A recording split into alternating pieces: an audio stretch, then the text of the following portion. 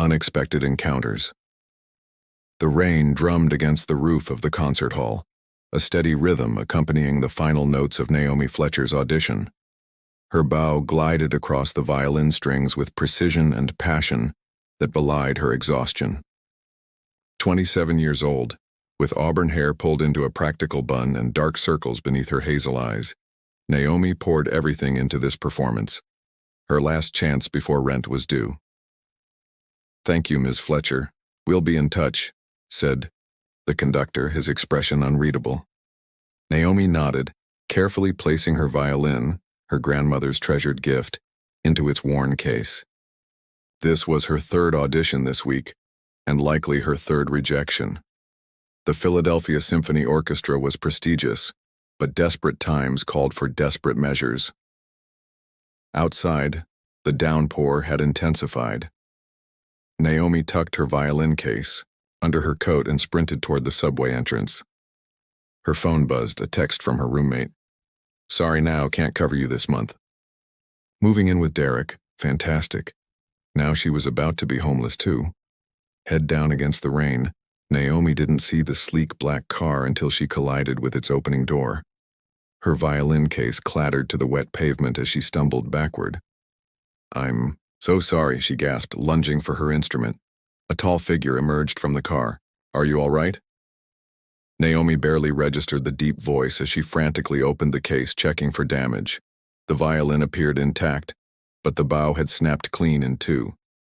Tears welled in her eyes as she stared at the broken bow, worth more than her bank balance. "It's broken," she whispered, more to herself than the stranger. The man crouched beside her, seemingly unconcerned about his immaculate suit getting soaked. "That's a Dominique Picat, isn't it?" Naomi's head snapped, up surprised. Few people could identify a 19th century bow on sight. The man before her was striking. Dark hair with premature silver at the temples, sharp features, and penetrating blue eyes that assessed her with unnerving focus. "Yes," she managed. "It was my grandmother's." He nodded thoughtfully.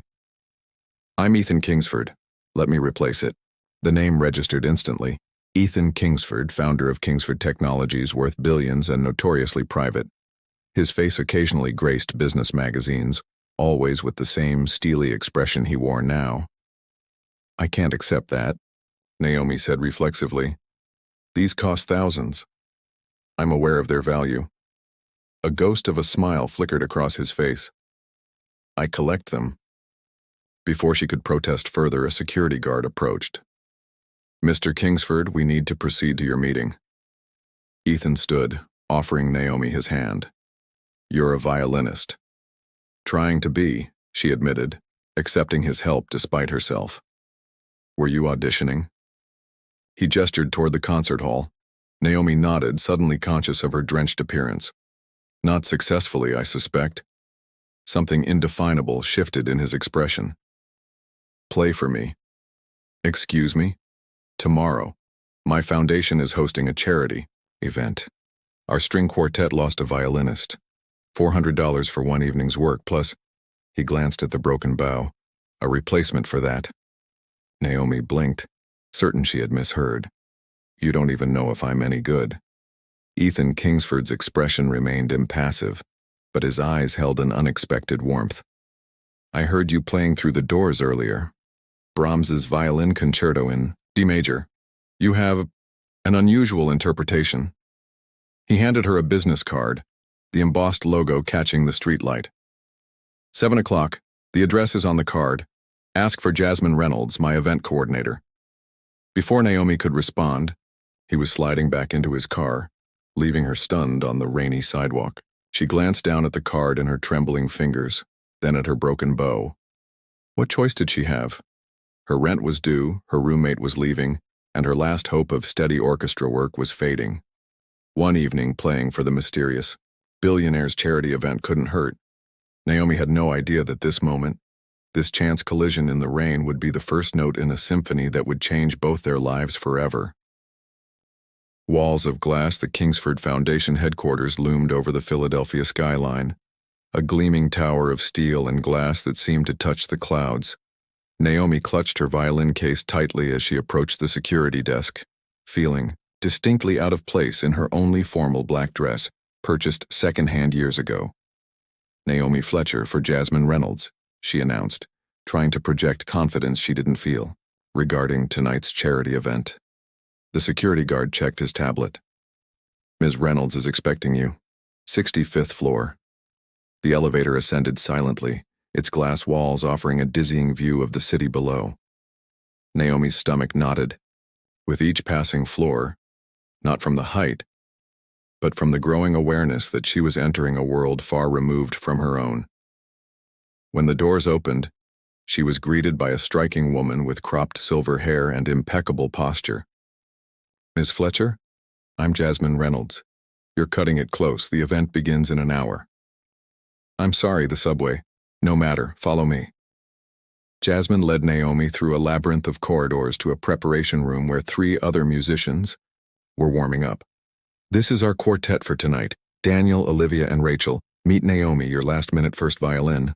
The cellist, Daniel, offered a friendly nod while the others barely acknowledged her. Jasmine handed Naomi a folder. "These are tonight's selections. I trust you can sight read?" "Of course," Naomi replied, though her confidence wavered as she flipped through the challenging pieces. "Good. Mr. Kingsford mentioned your bow situation." Jasmine gestured to a sleek case on a nearby table. "That should suffice for tonight." Naomi opened the case to find a bow that made her breath catch. A modern François Picat reproduction, worth several $1,000s at least. "This is too much. Mr. Kingsford is particular about quality," Jasmine said dismissively. "You have 40 minutes to prepare. The quartet plays during cocktails and dinner. Don't interact with the guests unless addressed directly." Left with her new colleagues, Naomi tried to make conversation, but was met with cool professionalism. Clearly, they were seasoned performers for such events and had little interest in befriending a temporary replacement. "That's quite a bow for a substitute," Olivia remarked, adjusting her viola. "Interesting." Naomi chose to focus on the music instead of responding to the implied question. By the time they were led to the main ballroom, she had memorized most of the evening's repertoire. The charity gala was breathtaking. Crystal chandeliers suspended above tables adorned with elaborate floral arrangements, guests in designer evening wear, champagne flowing freely. The quartet was positioned on a small raised platform near the windows, offering a panoramic view of the twinkling city below. As they began to play, Naomi allowed herself to disappear into the music. This was what she lived for, the moment when nothing existed but the notes. The vibration of strings beneath her fingers, the conversation between instruments. During a brief intermission, Naomi scanned the room for Ethan Kingsford. She spotted him across the ballroom, surrounded by important-looking people yet somehow standing apart. Unlike yesterday, he was meticulously put together, tuxedo perfectly tailored, expression controlled, movements deliberate. He caught her gaze unexpectedly, and for a moment something flickered in his eyes. Recognition, perhaps curiosity. "He never stays long at these events," came a voice beside her. Naomi turned to find Jasmine watching her. "Mr. Kingsford funds them but avoids the spotlight whenever possible." "Why host them then?" Naomi asked before she could stop herself. Jasmine's expression softened slightly. "His mother's legacy. The foundation was her creation, supporting arts education in underserved communities." "Was?" Naomi ventured. "She died 10 years ago. Cancer." Jasmine checked her watch. 2-minute warning. As the quartet resumed playing, Naomi found herself watching Ethan during brief pauses in her part. He moved through the crowd with practiced ease, yet there was a distinct barrier between him and everyone else, as if he existed behind invisible walls. Later, as the event wound down and guests began departing, Naomi carefully packed up the borrowed bow. Most of the quartet had already left when she felt a presence behind her. "Your interpretation of Debussy was unexpected." Ethan Kingsford's voice was quiet but clear. "You play as if you're telling a story." Naomi turned, surprised to find him there. "Music is a language. What's the point if you're not saying something?" A subtle shift in his expression. Surprise, perhaps. Most people at these events treat it as background noise. Then they're missing the point, she replied, immediately regretting her bluntness. To her surprise, a ghost of a smile touched his lips. Indeed. He gestured to the bouquets. Keep it. Consider it compensation for yesterday's accident. That's far too generous. It's practical. I need a violinist for several upcoming foundation events. Are you available? Naomi hesitated. The offer was unexpected and suspiciously fortunate. Why me? Philadelphia has dozens of professional violinists. Ethan considered her, his expression unreadable. Most play the notes, you play the music. He handed her an envelope. Your payment for tonight plus details for the next event. Jasmine will contact you with specifics. Before she could respond, he was walking away, stopped every few steps by guests seeking his attention. Naomi watched as his walls visibly reconstructed, shoulders squaring, expression becoming mask-like again. On her subway ride home, Naomi opened the envelope to find not only the promised payment, but a contract offering a position as the Foundation's resident violinist for 6 months, with a salary that would solve all her financial problems. She stared at the contract, wondering what lay behind those walls of glass Ethan Kingsford had built around himself, and why, for the briefest moment tonight, he had allowed her a glimpse inside. Part 3. Shattered Notes. 3 months into her contract with the Kingsford Foundation, Naomi had settled into a rhythm that felt almost dreamlike compared to her previous struggle. The financial stability allowed her to move into a modest but private apartment, and the prestigious connection had opened doors to additional performance opportunities. What hadn't changed was the enigma of Ethan Kingsford himself. At each Foundation event, their interactions followed a similar pattern. Brief, professional exchanges about music that occasionally veered into unexpected territory, before he would retreat behind his carefully constructed barriers. Still, Naomi found herself cataloging small discoveries. His preference for Tchaikovsky over Mozart, the way his fingers unconsciously conducted when he thought no one was watching, his encyclopedic knowledge of obscure composers. Tonight's event was different. A.E. Small private dinner at Ethan's personal residence for the Foundation's major donors.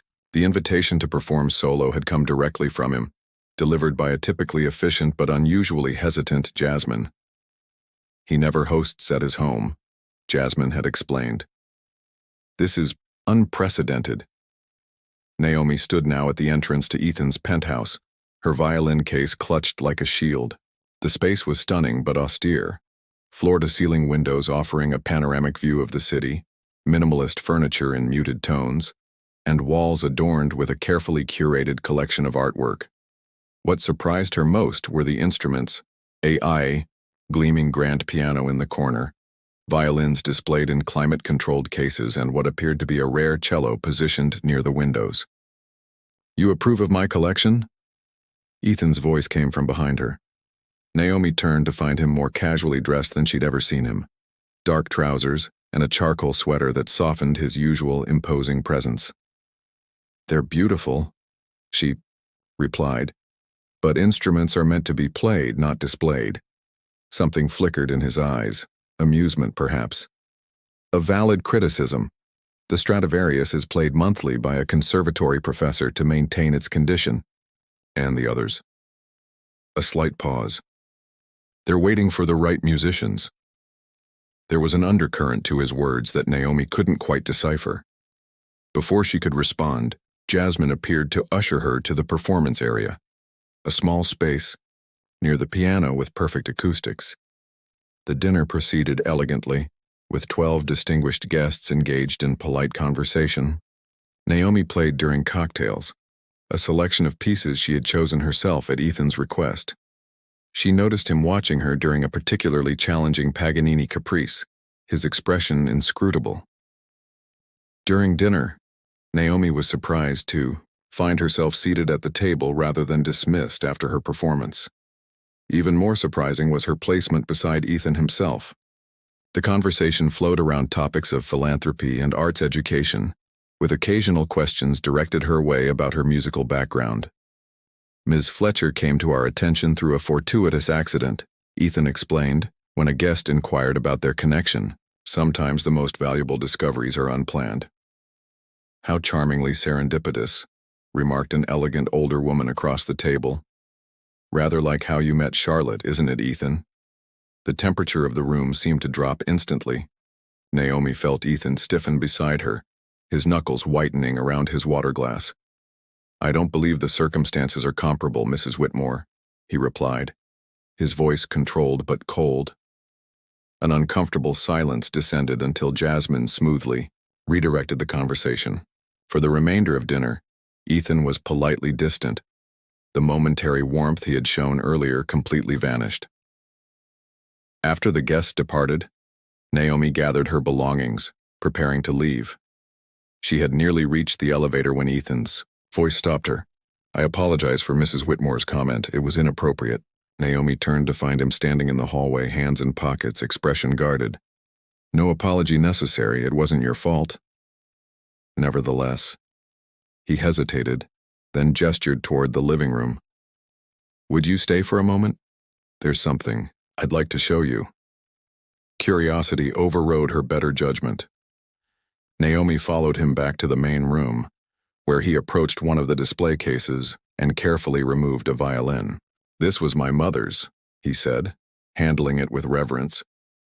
"A 1742 Guarneri del Gesù. She was a concert violinist before she married my father." Naomi's breath caught.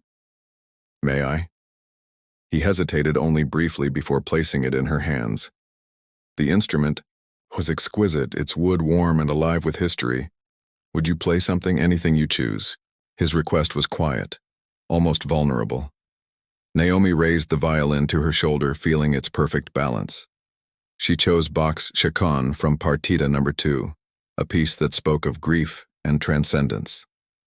As she played, she watched Ethan's carefully maintained composure begin to crumble. He closed his eyes, his breathing uneven. When she finished, the silence between them was charged with unspoken emotion. "Charlotte was my wife," he said suddenly, his voice rough. "She died 6 years ago. Car accident." The admission hung in the air between them. "She was a pianist. We met at Juilliard when I was still considering music as a career, before I followed my father into business." He took the violin back, his fingers brushing hers. "She would have appreciated your interpretation." Naomi struggled to reconcile this revelation with the man she thought she knew. "I'm sorry. I didn't know you were a widower?" His smile was bitter. "It's not in my official biography. The press had their field day with it then. I've kept it private since." Understanding dawned. His reclusiveness, the walls he built, his unexpected connection to her music. "Is that why you stopped playing?" she asked gently. His eyes met hers, surprise evident. "How did you know I played?" "Your hands, the way you listen, the collection." She gestured around them. "These aren't trophies to you. They're connections." Something shifted in his expression, the mask slipping to reveal a raw honesty that made her heart ache. "I haven't touched a piano since her funeral." The admission seemed to startle him, as if he hadn't meant to reveal so much. He carefully returned, the Guarneri to its case, his movements deliberate, rebuilding his walls brick by brick. "It's late. I've kept you too long," he said, his voice once again controlled and distant. As the elevator doors closed between them, Naomi realized that what she had witnessed wasn't just grief, but a carefully preserved shrine to it. The beautiful instruments never played. The perfect home, never truly lived in. The man himself, frozen in time.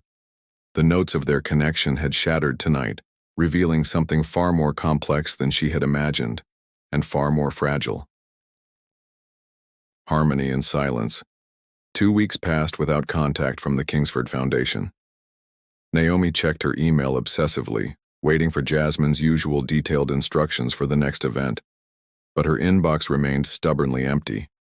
Twice she had drafted messages inquiring about her schedule, and twice she had deleted them, unwilling to acknowledge the hollow feeling that had taken residence in her chest. Her evening at Ethan's penthouse had shifted something fundamental. Between them, Or perhaps it had simply revealed what was already there, lurking beneath the surface of their carefully choreographed professional interactions. The memory of his face as she played his mother's violin haunted her, the raw vulnerability so at odds with his public persona. On the 15th day of silence, Naomi's phone rang during her morning practice session. The unfamiliar number made her heart race inexplicably. "Ms. Fletcher? This is Jasmine Reynolds." The event coordinator's voice was clipped and professional as always, but something in her tone made Naomi tense. "There's been a situation. Mr. Kingsford asked me to contact you." "What kind of situation?" Naomi set down her bow, apprehension building. "Your grandmother, Eleanor Fletcher, was admitted to University Hospital last night. Stroke. Mr. Kingsford has arranged for the top neurologist in the state to oversee her care." The world tilted sharply. How did you... "You listed her as your emergency contact in your contract paperwork," Jasmine explained. "The hospital called your previous number, which forwarded to the foundation. Mr. Kingsford took immediate action." Naomi was already grabbing her coat, mind racing. Her grandmother, her only remaining family, the woman who had raised her after her parents' death, who had placed a quarter-size violin in her 5-year-old hands and nurtured her love of music, was alone in a hospital. "A car is waiting downstairs to take you to the hospital," Jasmine continued. "Your grandmother's condition is stable but serious. The foundation will cover all medical expenses not addressed by insurance." "I can't accept. This isn't optional, Ms. Fletcher." Jasmine's tone softened slightly. "Mr. Kingsford was explicit about providing whatever support you need." 40 minutes later, Naomi stood beside her grandmother's hospital bed, hand clutching the frail fingers that had once guided hers across violin strings. Eleanor Fletcher looked small against the white sheets, her normally vibrant presence diminished by tubes and monitors. "The next 24 hours are critical," explained Dr. Harrison, the renowned neurologist who had mysteriously appeared minutes after Naomi's arrival. "But she's showing positive responses to treatment. The stroke affected her left side, so there will be rehabilitation needed. But her cognitive functions appear largely intact."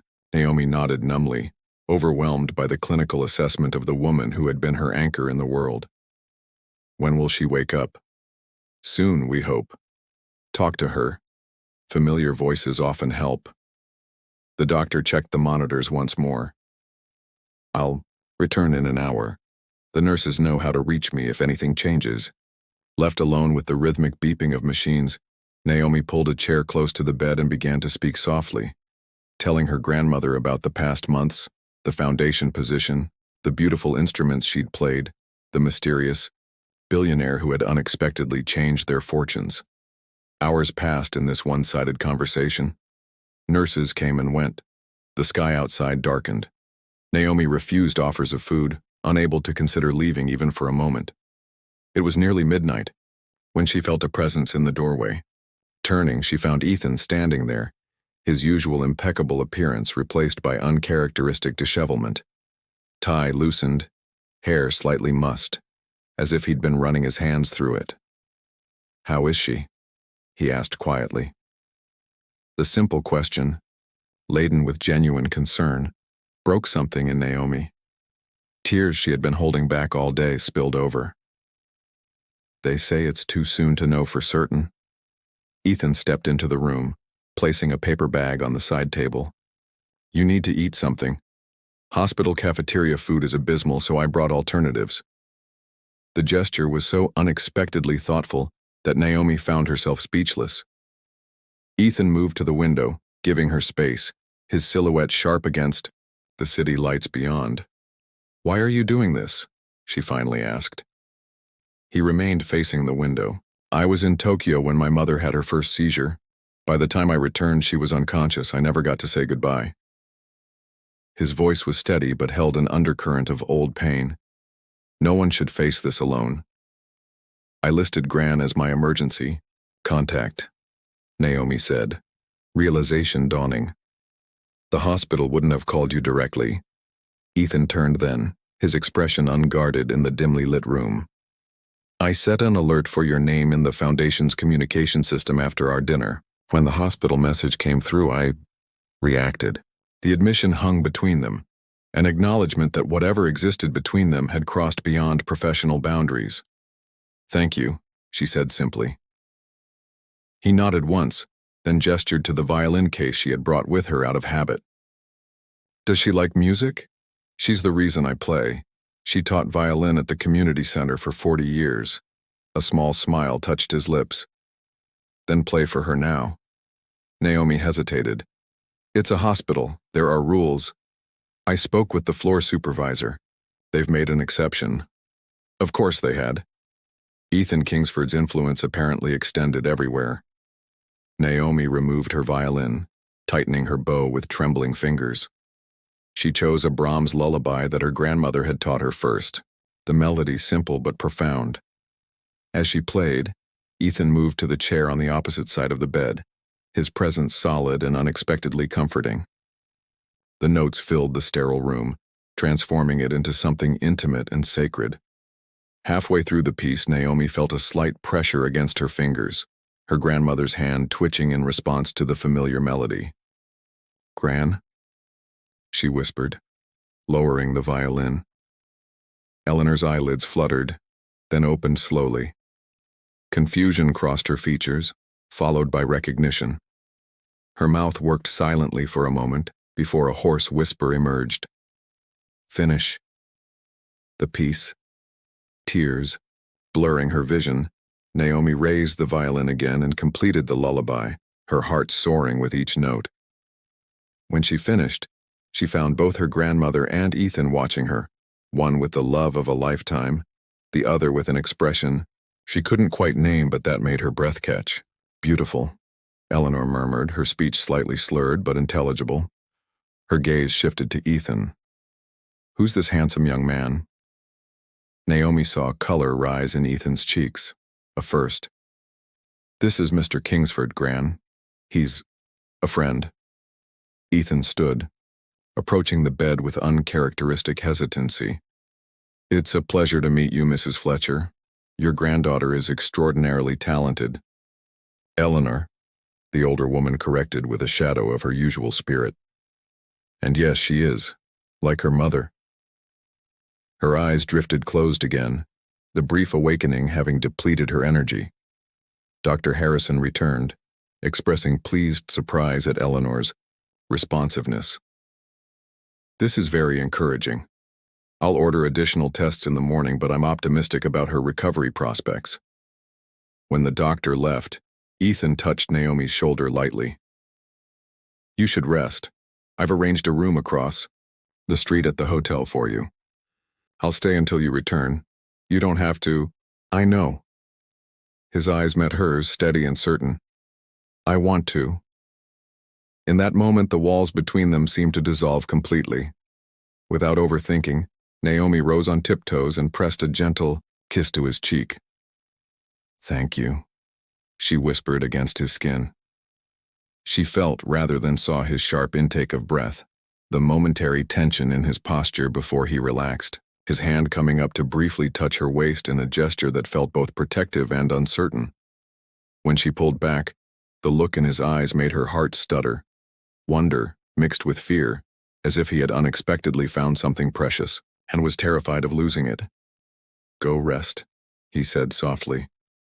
I'll be here. As Naomi reluctantly left the room, she glanced back to see Ethan sitting beside her grandmother's bed, his usual imposing presence gentled in the quiet hospital room. For the first time since Charlotte's death, he appeared not as a man isolated by grief, but as one tentatively stepping back into the world, finding perhaps a harmony in the silence they had shared. The final movement spring arrived in Philadelphia with a gentle persistence, coaxing color back into the world after a long winter. For Naomi, the past 3 months had unfolded in a series of transformations. Her grandmother's gradual recovery, her own growing reputation as a musician, and most unexpectedly, the evolution of whatever existed between her and Ethan Kingsford. Since that night in the hospital, the careful distance he had maintained had given way to something neither of them had named, but both acknowledged through small gestures. his regular visits to Eleanor during her rehabilitation, Naomi's private performances in his penthouse, lingering conversations about music and memory, his hand occasionally finding hers in quiet moments. Today, Eleanor was finally coming home from the rehabilitation center. Naomi had spent the morning preparing her grandmother's apartment, making it accessible for her reduced mobility. She was arranging fresh flowers when her phone chimed with a message from Ethan. "Car will pick you up at 3 p.m., bringing Eleanor home myself. Something important to discuss with both of you." The cryptic message left Naomi puzzled but not concerned. Ethan's formal communication style persisted despite the walls between them having softened considerably. At precisely 3 o'clock, she arrived at the rehabilitation center to find Ethan already there, engaged in earnest conversation with Eleanor. Her grandmother, still using a walker but looking remarkably recovered, was nodding thoughtfully at whatever he was saying. "There's my girl," Eleanor called out when she spotted Naomi. "Just in time to hear Ethan's proposition." "Proposition?" Naomi raised an eyebrow at Ethan, who appeared uncharacteristically nervous. "Perhaps we should discuss this after getting Eleanor settled at home," he suggested, efficiently directing the nurse who was helping with discharge procedures. The ride to Eleanor's apartment was filled with her grandmother's cheerful chatter about her physical therapist's drill sergeant techniques and how she'd been practicing finger exercises in preparation for eventually returning to the violin. Naomi noticed Ethan watching the older woman with genuine affection, another transformation from the isolated man she'd first met. Once Eleanor was comfortably settled in her favorite chair, Ethan remained standing, his posture betraying tension that Naomi had learned to recognize. "I'll make tea," she offered, sensing he needed a moment. "Actually, I'd prefer we talk first," he said. "What I'm proposing affects both of you." Eleanor smiled encouragingly. "Go on, young man. Spit it out." Ethan's lips quirked briefly at her directness, so similar to her granddaughter's. "The Kingsford Foundation is establishing a music education initiative targeting underserved communities. We're converting a building downtown into a community arts center with a focus on accessible classical music education." Naomi blinked, processing this unexpected announcement. "That sounds wonderful, but I want you to run it," Ethan continued, his eyes fixed on her. "As creative director, full salary, benefits, complete artistic control. Eleanor could head the violin program once she's fully recovered." Stunned silence filled the room. Naomi's mind raced with the implications. A permanent position doing meaningful work, security for her grandmother, the opportunity to share music with children who might otherwise never experience it. "Why me?" she finally asked. Ethan's expression softened. "Because you understand what music truly means beyond technique and theory. You see it as a language, a connection." He hesitated, then added more quietly, "Something I'd forgotten until I heard you play."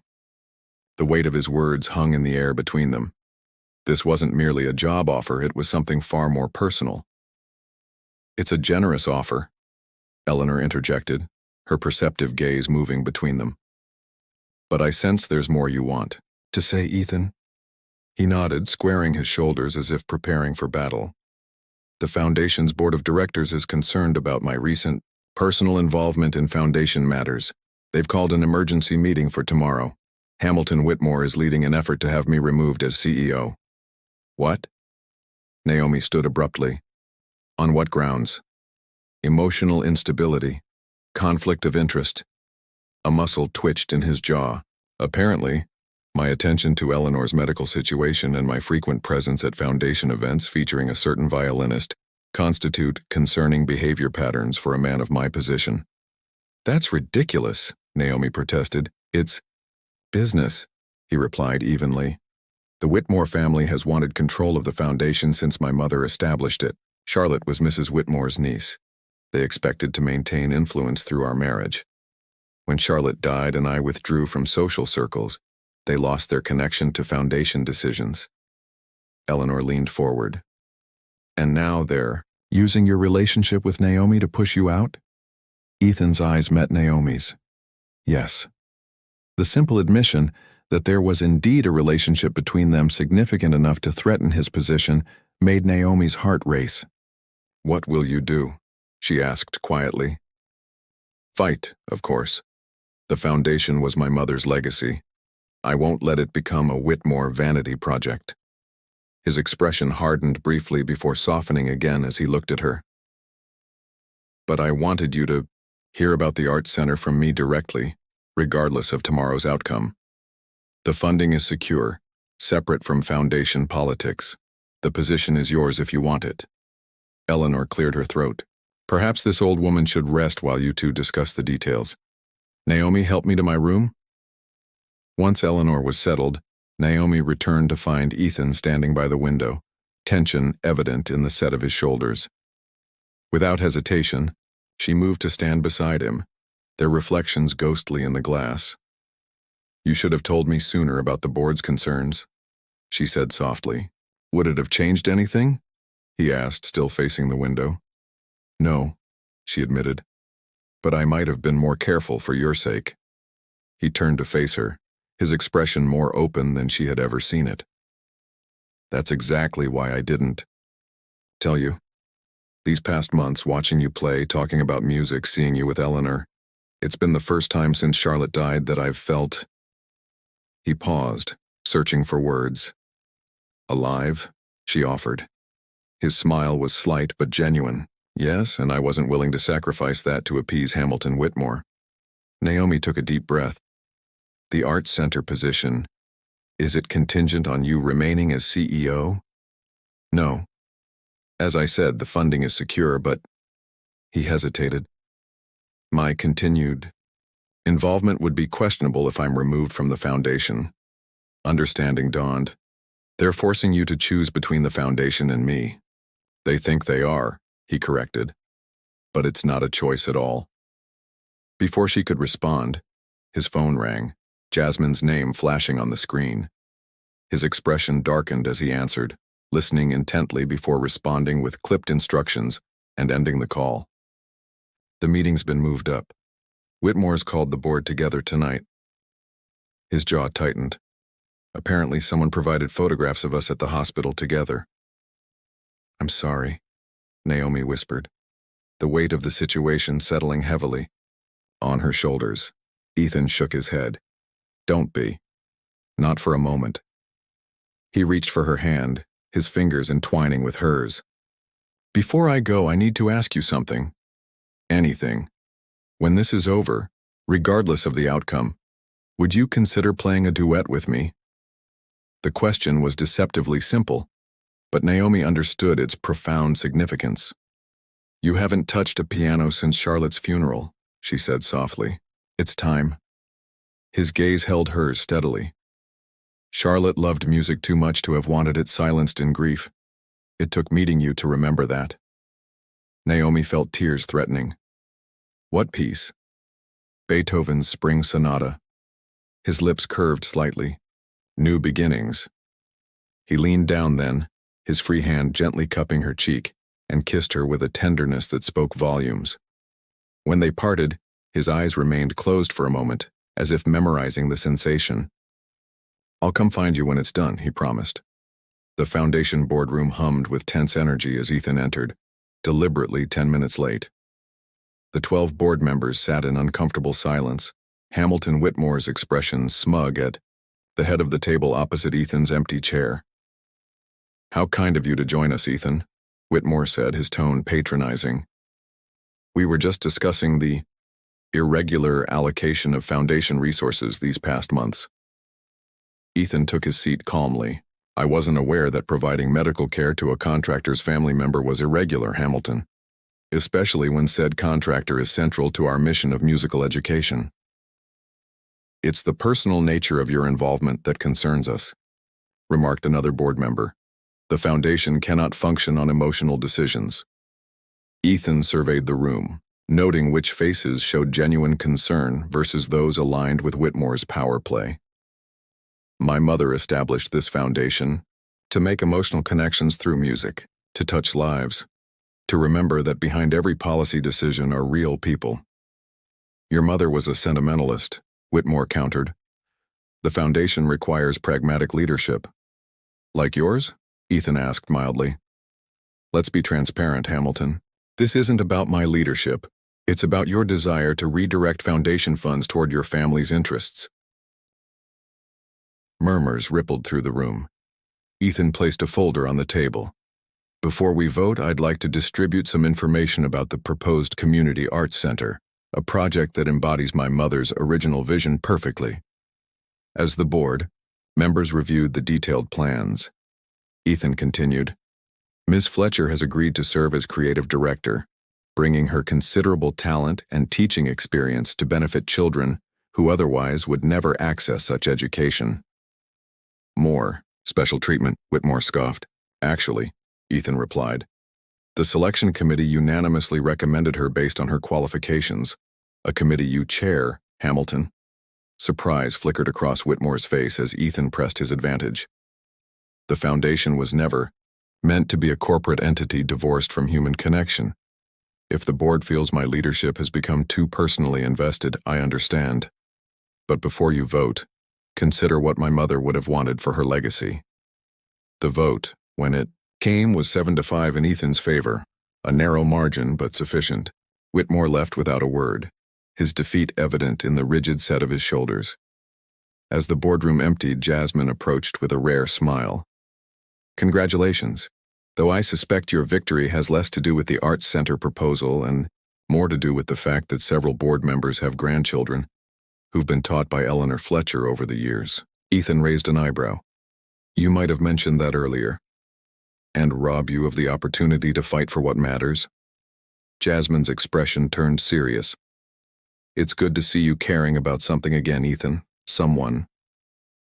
When Ethan arrived, at Naomi's apartment later that night, she opened the door to find him holding a worn leather portfolio. You're still CEO? She asked immediately. I am. He stepped inside. Though Hamilton Whitmore is undoubtedly plotting his next move. And the Arts Center? Proceeding as planned, the board was quite impressed with your qualifications. His eyes held a warmth that made her heart flutter. But that's not why I'm here.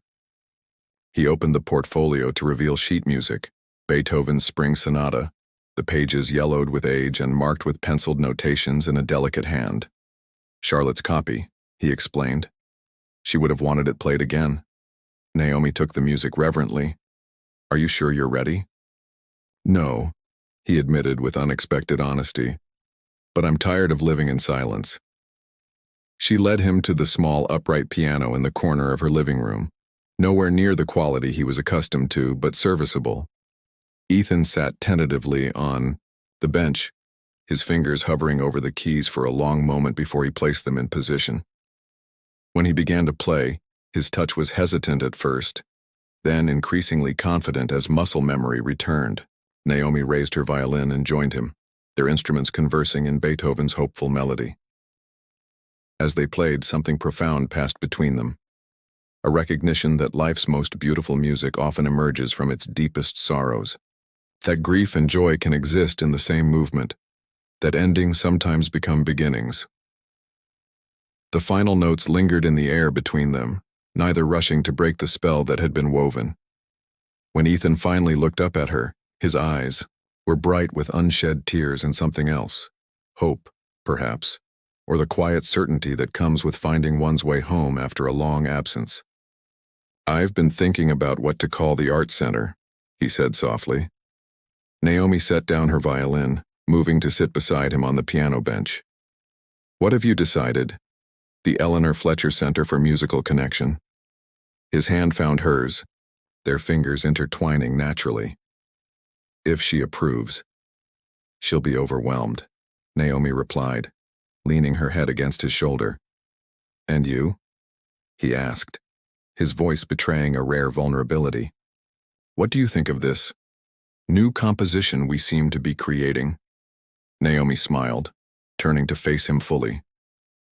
I think, she said, that it has the makings of a masterpiece. His answering smile was like sunshine breaking through clouds long, gathered, tentative at first, then radiant with possibility.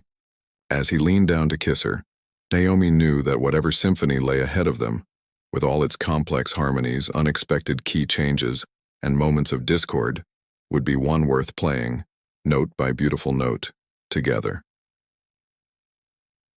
In the quiet apartment, with the echo of Beethoven's Spring Sonata still hanging in the air, two musicians who had once played solo began composing the melody of their shared future. A final movement that was, in truth, just the beginning.